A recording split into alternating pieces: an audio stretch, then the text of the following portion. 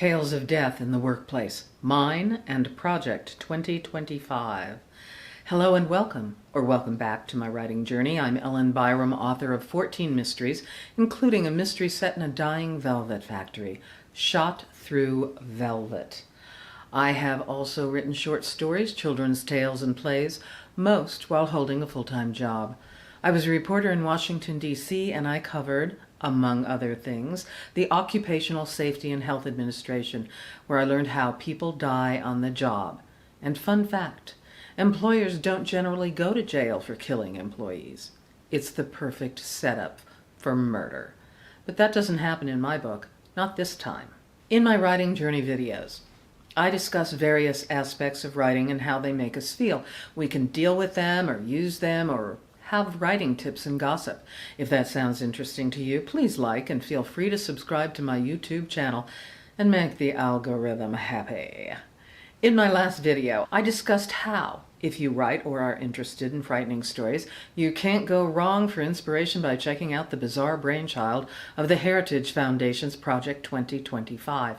It is a very scary blueprint for fiction, but it's even more terrifying because it's not fiction. More about that in a minute. In Shot Through Velvet, a book in my Crime of Fashion mysteries, I took my inspiration from the last velvet factory in Virginia. The day I heard it was closing, I called the manager and asked for a tour and explained I was a mystery writer and a reporter, and I had no idea how I would use the information. I simply wanted to visit. He said yes and added there were a lot of ways to die in that factory, and he described some hair-raising injuries and equally chilling surgical remedies. One worker had to have his arm sewn to his stomach until it healed. The OSHA reporter inside me was alarmed, but the mystery writer was fascinated. In the factory, I saw enormous metal blades to shear the fabric, and long conveyor belts with huge teeth to grab the velvet, and there were huge spools on which the material hooked before being immersed in the dye vats.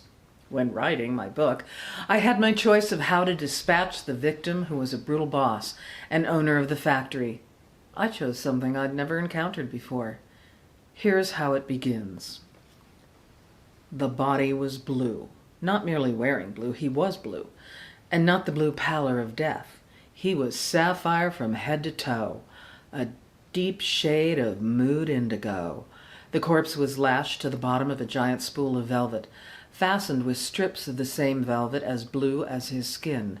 He rose, dripping from a vat of blue dye, splashing inky blue liquid on the factory's cement floor. Everywhere Lacey looked, there was a serene shade of blue, made obscene by death. Motives, suspects, and rumors run riot as murder follows murder. Is this a killer on a purely personal vendetta, or a mysterious velvet avenger bent on revenge for the velvet workers' shuttered factory and lost jobs? Now, the ripples from any death are enormous, but remember this is fiction, and supposes and proposes how we could deal with it. Stories prepare us for and explain to us the bad things that happen. But can they prepare us for what could happen if Project 2025 comes to fruition in the next administration? Right now, it is a plan, a blueprint, a piece of writing, over 900 pages of it that seeps into so many aspects of our lives and our governing bodies. There is so much in the Heritage Foundation document with which to take inspiration from, but one that chills me to the bone is the suggestion that they roll back certain child labor laws. Remember, this can be inspiration for more horror novels, novels of suspense, novels that reveal the scummy truth beneath the lies and the pretty picture. OSHA's regulations exist to prevent death because others have been maimed and killed. And as a reporter, I have seen over and over again that when someone dies on the job, the employer immediately blames the victim and says it was their fault they died. This can make interesting blame throwing for a work of fiction, but it's pretty sick in real life. Now, I'm quoting from the Project 2025 document. Some young adults show an interest in inherently dangerous jobs. Current rules forbid many young people, even if their family is running the business, from working in such jobs. This results in worker shortages in dangerous fields and often discourages otherwise interested young workers from trying the more dangerous job. With parental consent and proper training, certain young adults should be allowed to learn and work in more dangerous occupations. This would give a green light to training programs and build skills in teenagers who may want to work in these fields." End quote. The young people are teenagers. They are children. By and large, they are reckless boys. Their brains are not fully cooked yet. The document believes that these kids are stupid and their parents are stupid. They may also want to kill off migrant workers who take on the dangerous jobs when citizens would not. The document says that DOL, this is a quote, "should amend its hazard order regulations to permit teenage workers access to work in regulated jobs with proper training and parental consent." Oh, it sounds fine. But first of all, remember that it is your right and your child's right to refuse dangerous work. Laws are made to protect workers, and especially children. You have the right to call OSHA to report dangerous work and employers. In a work of fiction, this would piss people off and could result in revenge against whistleblowers. Keep that in mind for your book. It's always dramatic. But it's better to lose a dangerous job than die on it. You don't want your child to come home without an arm, without an eye, or in a box.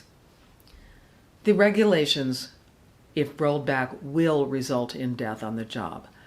Some employers make the calculation that dead workers are less expensive than fixing hazards.